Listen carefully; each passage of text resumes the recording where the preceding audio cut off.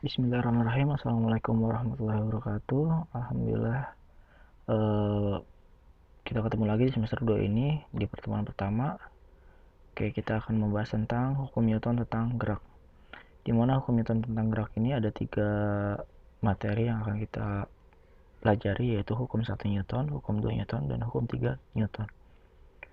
Oke.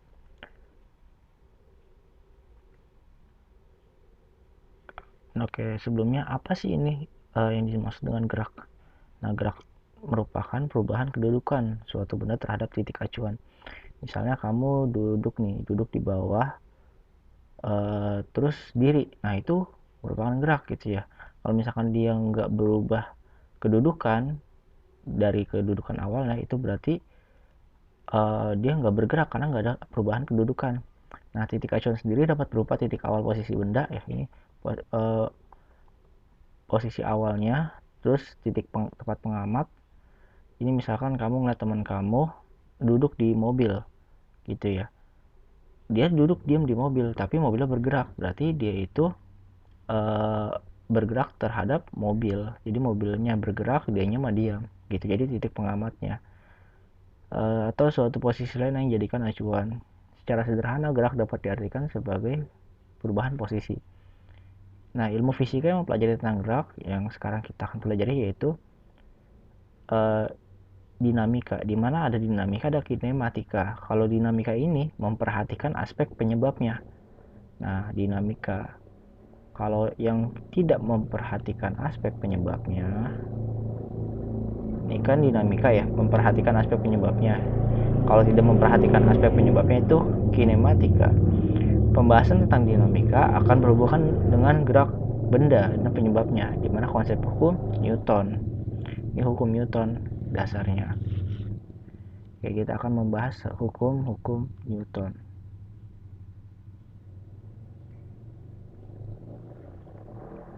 Yang pertama itu hukum 1 Newton. Kenapa sih nggak disebutnya hukum Newton 1? Satunya di belakang gitu. Kenapa nggak satunya itu di belakang? Oke.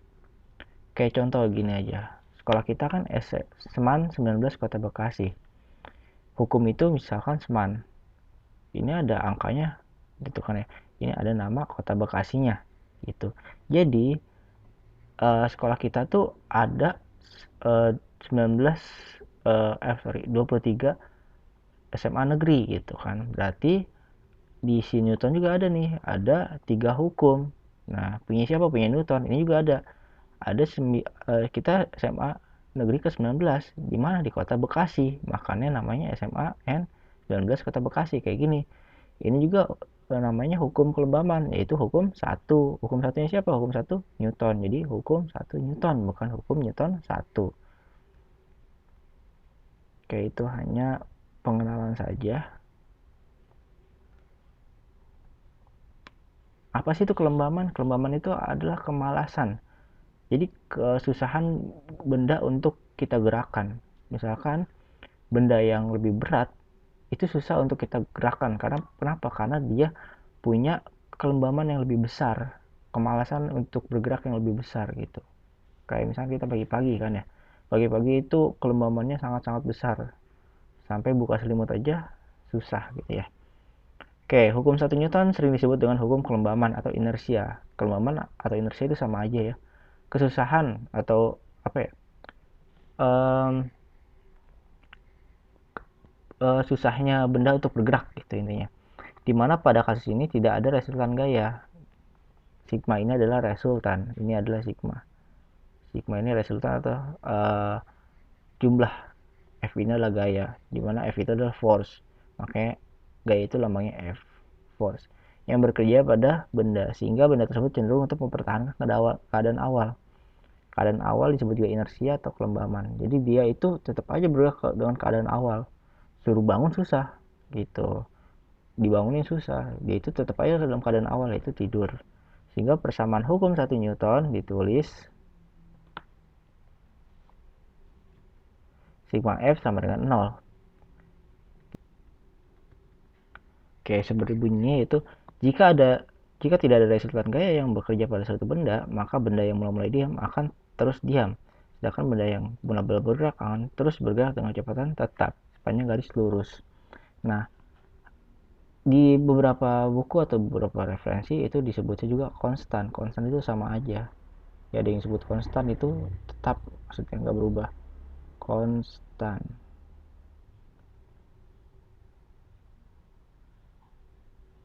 Nah, tetap konstan atau tetap sama aja sepanjang garis lurus.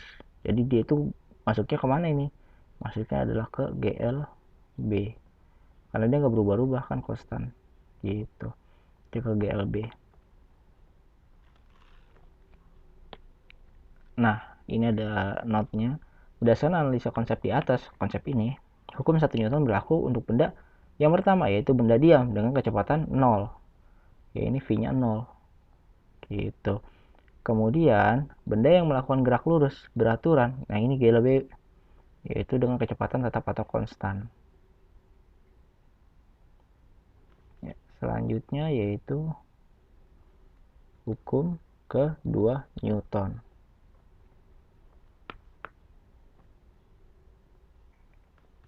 Hukum kedua Newton yaitu jika suatu benda diberi gaya F, ada benda yang kita kasih gaya F atau resultan gayanya sigma F, maka akan mempengaruhi besar-besar lain dalam fisika, yaitu massa benda. Jadi misalkan di sini ada benda, kan dia punya massa pasti kan ya. Ini ada di lantai lah, anggap aja ini lantai.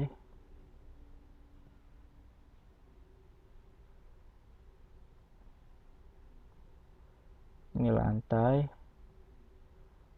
Misalkan ada orang A ke sana itu dorong sana 50 Newton dan orang B itu ke sana, ini A ya, ini B, ini misalkan dia lebih kecil berarti 20 Newton misalnya. Nah, maka sigma F nya adalah resultannya dia, karena dia berlawan arah berarti dia 30 Newton gitu. Ke arah mana? Ke arah kanan berarti di sini, ke arah kanan, ke arah sana, karena lebih besar ke arah sana. Nah, maka karena dia bergerak ke sana, pasti dia punya percepatan yang dialami benda yang punya massa ini. Nah, maka hubungannya seperti ini. Percepatan berbanding lurus dengan arah gayanya. Arah gayanya kan ke sana, atau resultan gayanya kan ke sana nih, sana. Berarti dia ada percepatan gitu, yaitu berbanding lurus. Ini maksudnya berbanding ya, berbanding lurus dengan resultan gayanya. Tetapi percepatan ini berbanding terbalik dengan apa? Dengan massanya. Semakin berat massanya, semakin susah dia untuk digerakkan. Semakin berat atau semakin besar massanya, maka dia akan semakin susah digerakkan. Maka dia apa? Dia berbanding, ini kan berbanding maksudnya terbalik. Makanya ada 1/m seperti itu. Ya, berdasarkan analisa di sini, persamaan hukum 2 Newton dapat ditulis sigma F sama dengan M kali A. Atau bisa ditulis juga A sama dengan sigma F per M. Nah, ini bunyinya percepatan A yang dihasilkan oleh resultan gaya yang tadi ya, selisih atau hasil dari gaya-gaya yang mempengaruhi benda itu bergerak, yang bekerja pada suatu benda sebanding dan searah. Ini kan resultan gayanya, sebanding dan searah dengan resultan gayanya, sebanding dan searah dengan gaya tersebut gitu. Jadi A ini sebanding dengan gayanya, A ini sebanding dengan gayanya, tetapi berbanding terbalik dengan massanya yang ini. Kan A ini A ya, A ini yang dihasilkan oleh gayanya, yaitu berbanding lurus, tetapi dia berbanding terbalik dengan massanya gitu. Nah, berdasarkan analisa konsep di atas, dapat disimpulkan bahwa pada hukum 2 Newton berlaku untuk benda yang mengalami gerak lurus berubah berdasarkan. Kalau hukum 1 Newton GLB, kalau yang ini GLBB. Kenapa? Karena A-nya yang konstan. A-nya konstan, V-nya yang berubah. Karena dia ada perubahan kecepatan. Makanya di GLBB itu ada VT, kecepatan akhir, ada V0, kecepatan awal. Kayak gitu. Nah, ini kecepatannya berubah.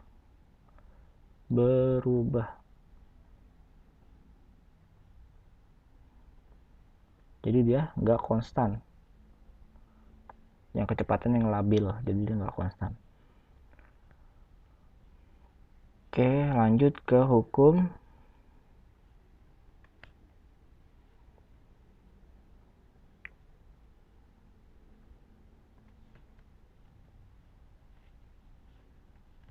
hukum 3 Newton. Contoh nih gambar nih ya. Ada gambar anak narik pohon. Seorang anak menarik pohon, memberi gaya pada pohon. Dia ngasih gaya sama pohon ini pakai tali. Nah, gayanya itu disebut dengan gaya aksi. Dia melakukan aksi nih ke pohon itu.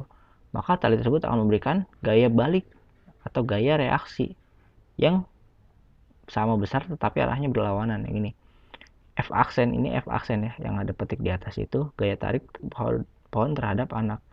Jadi gaya tarik pohon terhadap anak. Nah, ini gaya tarik anak terhadap pohon. Jadi dia memberikan gaya yang berlawanan. Seperti itu. Nah, dapat ditulis sigma F aksi sama dengan sigma F atau min sigma F reaksi. Setiap ada gaya aksi yang bekerja pada suatu benda, maka akan timbul gaya reaksi yang besarnya sama. Ini besarnya sama nih. Tapi arahnya berlawanan. Nah, di sini ada catatan. Sifat-sifat gaya aksi reaksi adalah yang ini ya, saya garis bawahi, memiliki gaya sama besar. Jadi gayanya sama besar nih, gayanya sama besar. Misalkan ini 50 ya ini 50 juga, tapi terletak dalam satu garis kerja. Jadi satu garis.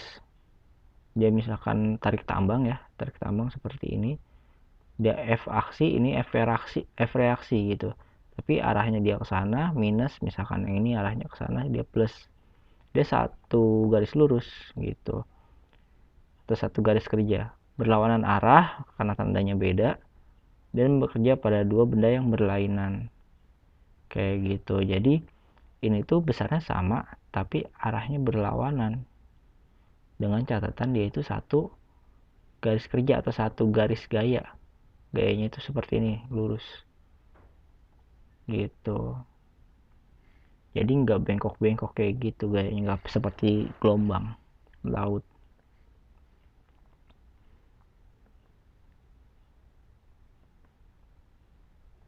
Ya, selanjutnya ada contoh soal. Ya ini. Sebuah benda bermasa 20 kg berada di atas lantai datar yang licin. Apabila gaya sebesar 50 Newton bekerja pada benda dengan arah mendatar selama 4 second, tentukan besar percepatan yang dialami benda. Besar percepatan dialami benda atau A-nya. Terus besar kecepatan benda saat T sama dengan 4 second. Anggap aja VB ya. Nah, perpindahan yang dialami benda setelah bergerak selama 4 second. Perpindahan yang dialami benda setelah bergerak selama 4 second. Jadi ada benda ini 20 kilo. Anggap aja kotak ya, ini lantai licin, misalkan di lintasan ice skating gitu ya. Apabila gaya sebesar 50 Newton bekerja pada benda dengan arah mendatar, misalkan ini ditarik lah 50 Newton. Nah, pas dia 4 second, T-nya 4 second,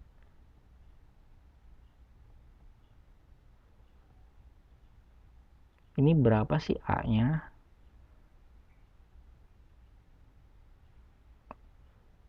Sorry, ini VB-nya berapa sih? Dan perpindahannya berapa gitu yang dialami dari titik awalnya. Ini titik awalnya, ini TA, ini titik akhirnya atau TB-nya gitu. Nah, kita bahas soal ini.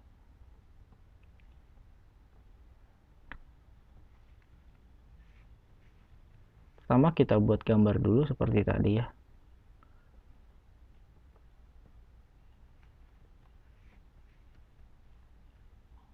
Ya, diketahui ada seperti ini ya. Ini bendanya masanya 20 kg dari keadaan A sampai keadaan B. Dari titik awal sampai ke titik akhir. Dimana kecepatan awalnya adalah 0. Di sini kan dia bilang nggak ada keterangan kecepatan awalnya ya. Berarti anggap aja kecepatan awalnya adalah 0. Nah, gayanya 50 Newton. Selama waktu 4 second ini berapa sih? Gitu ya. Delta SAB-nya dan VB-nya. Gitu. Ini berapa sih jaraknya dari sini ke sini dan ini berapa kecepatannya? Ya, yang pertama kita tentukan besar percepatan benda. Berapa besar percepatan benda? Berarti sigma F. Berapa sih resultan gayanya? Kalau misalkan dia resultan gaya cuma satu doang, ya berarti dia 50 Newton. Tapi kalau misalkan dia ada ke depannya, arahnya berlawanan seperti ini, maka dia dikurangin dulu. Kalau misalkan dia ada tambahan lagi, misalkan ditambahin, ini misalkan satu orang 50 Newton, tambahin lagi satu orang lagi 20 Newton, berarti tinggal ditambahin karena arahnya sama. Kalau arahnya berlawanan berarti tinggal dikurangi. Atau misalkan di sini keterangannya gak ada gaya geseknya, berarti dikurangi aja sama gaya geseknya. Nanti kita akan pelajari gaya gesek di macam-macam gaya. Gitu, ini ada gaya geseknya. Nah, masanya 20 kg, berarti percepatannya adalah 2,5 meter per second kuadrat. Percepatannya adalah 2 m per s kuadrat. Kenapa? Karena gaya adalah newton dan kilogram. Nanti ada, kalau misalnya kalian belajar dimensi, nanti kita akan pretelin n itu apa, gitu, kilogram itu apa. Nah, setelah kita dapat yang A,